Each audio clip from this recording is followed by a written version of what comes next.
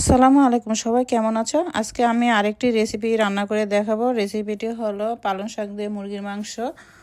এই যে এখানে আমি পালং শাক নিয়ে এসেছি। এখন শীতকাল, প্রচুর পরিমাণে শাকসবজি পাওয়া যায়।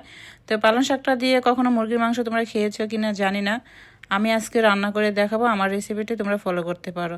তো এখানে পালং শাকটাকে কেটে কুটে ধুয়ে ব্লেন্ডার করে ব্লেন্ড করে নিচ্ছি। এই যে দেখো, এইভাবে ব্লেন্ড করে নিবে।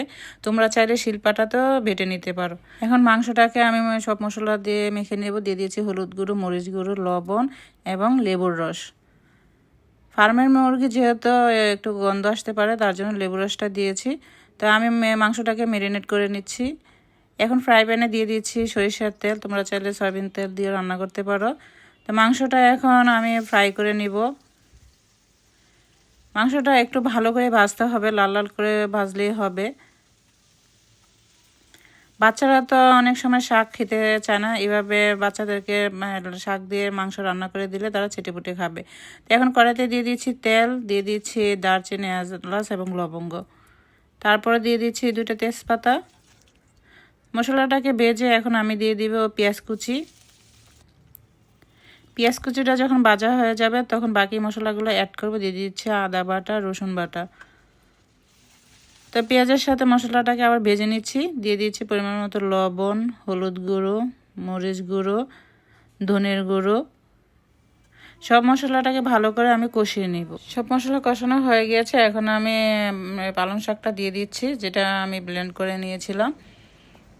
তোমরা সাবধানে রান্না করবে। এই পালং শাকটা যখন কষানো হবে তখন কিন্তু একটু হালকা ছিটে, তার জন্য সাবধানে রান্না করবে। দিয়ে দিচ্ছি টমেটো।